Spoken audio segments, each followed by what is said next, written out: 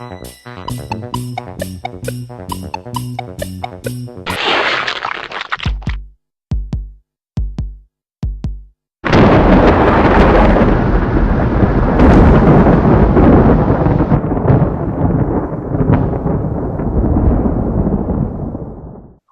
you ready?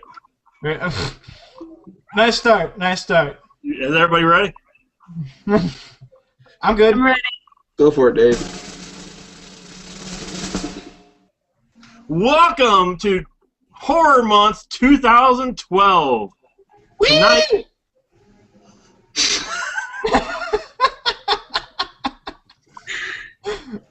tonight we are actually, for the first time all month, really, reviewing an actual horror movie. A real horror movie. Real. Yes. Not no stop motion film, which was great, by the way, or CG film. This is the real deal. This is a true horror movie, finally. Are you sure? I'm pretty sure. And we have new people here, so I guess we should introduce them. Well, I'm Vince Maniacs. That's one of the old people. Yeah. And I am David Graves, the older person. Even older person. I'm Becky Graves. I'm Drew Valentine. Yeah, way to cut me off, Drew. I know, that's what I do. Because I'm louder than you. Yeah, I can hear you from upstairs. We are reviewing tonight a movie that I've been waiting quite a long time to see now, because I've been hearing about this for at least the last year or so. And so I'm really looking forward to going and see this. I could not wait to go see it because, you know, it looked fantastic. And I've been waiting to see this movie for a whole week. Oh, watch out. I don't know, I'm with Becky on this one. I didn't wait that long, but when I did see the previews, I was pretty excited. I was really excited to see, like, a real horror movie. I haven't really seen anything scary in a while. And I saw the previews about maybe a month or month and a half right before this month. And as soon as I saw it, I wanted to see it. I wanted to see the movie. I actually didn't watch any previews. I didn't, you know, I stayed away from all the reviews. I stayed away from all the everything. Because for one time, I really wanted to be surprised by horror films. So I kind of went into it. I mean, I've been hearing about it. I've been hearing about how creepy and stuff it was, but that was it. I didn't know the premise of it. I didn't know the story of it. I didn't know anything. So I went in this completely unspoiled by everything, which very rarely happens. Well, when I saw the preview, I immediately had to show it to my wife. And as soon as she saw it, she wanted to see it, which she will see it next week.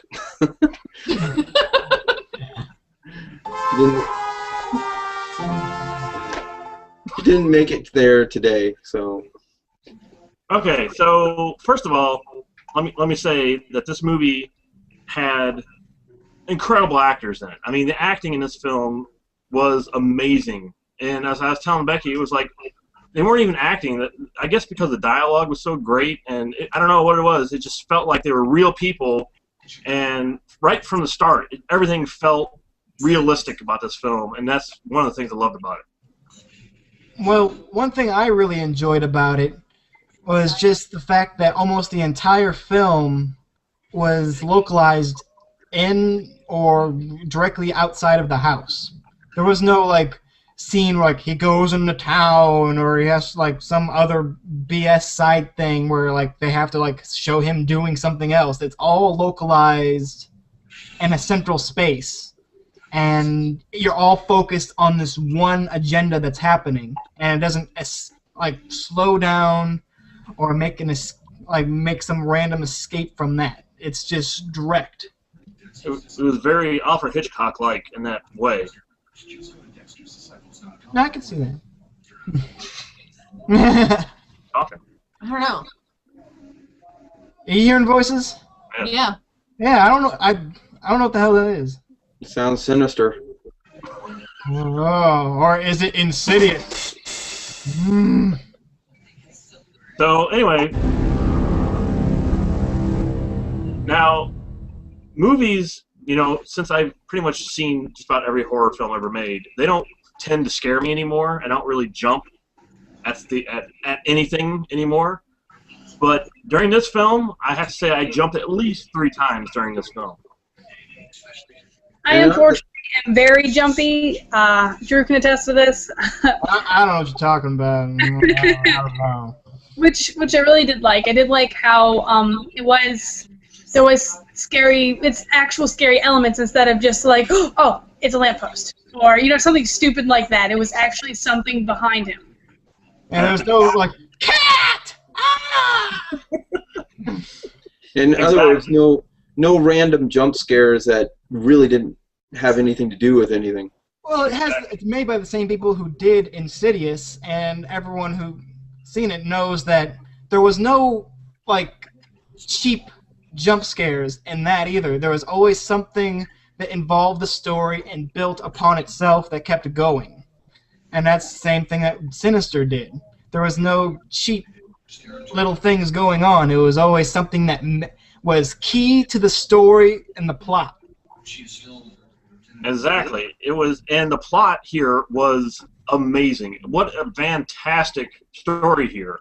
I mean, it was incredible. And not just to mention, you know, it was a horror film. It was also a great mystery because you really had no idea what was going on throughout the whole film. And they kept you guessing what was happening, and they did such a fantastic job with that.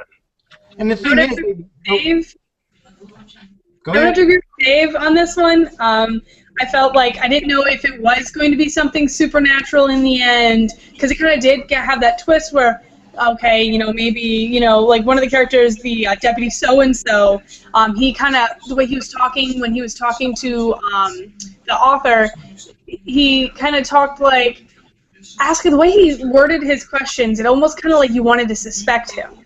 I did notice that a bit, which I like that because, yeah, exactly, it kept you guessing. One thing I'd like to say for here is that there was everything that was used was also practical effects, and there was no crazy CG stuff or anything. It was all very real. Exactly. It was so awesome to see makeup effects and just, you know, to scare you like that. And it was very, like I said, practical, and everything relies so heavily on computer effects, but this didn't. It was straight out just let's scare the crap out of you. And it's very much about tone and atmosphere and building the suspense. Like, what's going to happen? What's going to happen? Shit's happening! Oh my God! And when it does happen, that's kind of your reaction. You're like, oh my God, you know, and it was fantastic. And speaking of tone, one thing I really found incredible in this, which I haven't heard in a long time, was the soundtrack. I mean, the musical score to this just went along with the movie so well, and it really got you tense for all the right reasons, for all the right scenes where you needed to feel that tension. It really pumped it up even more. I would also have to agree. I did, at some points, I wasn't really sure if that was the music he was actually hearing or if that was the music, you know, we were only hearing. It did play, it melded very, very well. I agree. That was it. All right. Well, one thing I will say, though, another thing I thought was really positive on this film was the film angles and how they use them in the sense like when, like they don't, there's blood in the movie, but they don't over-glorify it. They very much like kind of haze out the camera at certain instances because it's not about the blood. Because you already know what's happening. And they kind of just move the camera in a way to where you're just like, you just know what's happening, and it almost makes it worse that you don't really see directly what's happening. I like the fact that they found a way to make a movie that is, in the truest sense of the word, a found footage movie. But it's not a stupid, crappy found footage movie like all these other stupid found footage movies. It's actually a really good movie, but yet at the same time it has that element, but uses it in the most intelligent way that I think I've ever seen. I would have to agree with Becky 100%. There was no camera shake. I like that. I didn't at the end of the movie. It was great. Kind of like, hey, honey, I found some footage. Oh, that's nice. What's it about? People dying. With that found footage thing, it's like, you know, it's kind of like you're anticipating it. You're like, oh my god, you know, this one is really bad, but this one's even worse, and this one's even worse than that, and it's like, oh, here we go. They're putting the reel back on. Now what are you going? It was kind of like a paranormal in that sense, like, you know, what are we going to see now? And we're sort of like in Paranormal Activity, how each night scene would go by, and like something worse escalates. Nah. And you're just waiting for it. And like every time that projector comes on, I'm like, oh my god, here we go. Yeah, the tending the lawn one kind of caught me. The one thing I was really wondering though is why didn't he ever turn on the lights? Thank you, Vince. That's literally just what I was about to say. It was the one thing that bothered me so much is that, okay, I'm in my house. I hear a noise in my house. I'm going to creep through my house like a friggin' ninja trying to find the person that's in my house? No. Every single goddamn light in that house is going to get switched on. Are you kidding me? But he's a ninja. Well, Chuck Norris. At the same time, if you turn the lights on, it wouldn't be a horror film. But the second time, at the same time, is some people want, if somebody's in your house, you don't want to turn all the lights on so they can see you. You know, you want to be as invisible as a person if you think somebody's breaking in your house. Yeah, well, if there's somebody in my house, I want to see them. I want to know that they're there. You can hide better with the lights off. No, I'm not a ninja. Apparently, Ethan Hawke is a ninja. That's the takeaway from this movie. I don't know. You know, Ninja with baseball. Movie. I honestly don't think it would have been a horror movie without someone going, "Come on, what are you doing? You're supposed to be doing this." Every horror movie has that aspect where, like, what are you thinking? What are you doing? You have to yell at the screen at some point. If you want just to get the crap scared out of you and see an intelligent horror film, that's the other thing is, this is not a Friday the 13th, it's not a Saw film, this is intelligent scares, intelligent horror, which is so amazing to see nowadays. It's so rare to find something like this. So I would have to say this is a gold machine!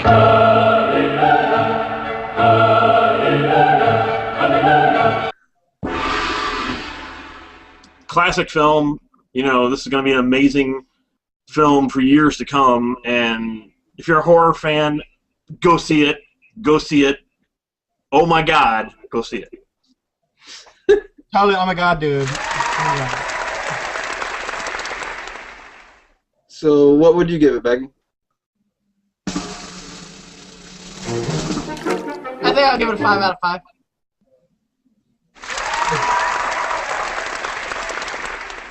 Well, I really enjoyed. It was also not only a horror film, but also somewhat of like a detective story. Don't you pressure me! Don't you pressure me with your sound effects! Jeez. So I say it was a great mystery too. Oh, I gave it a 5 out of 5. But reason why I do that, I was waiting for as much as the story was building up, I was waiting for more of a payoff, I guess. But I still really enjoyed the ending. It was still very good, and I liked how it kind of wrapped the story up. I also give it a 5 out of 5. One of the things that the twisted story. And finally, well, I think we're out of time. All right, so that was horror month. Oh, I think we forgot something.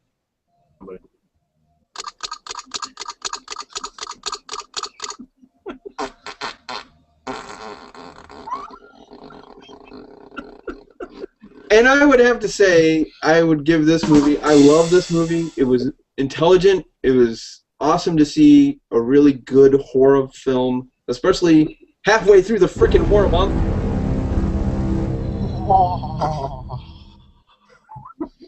And I would definitely give this movie the Golden Machete!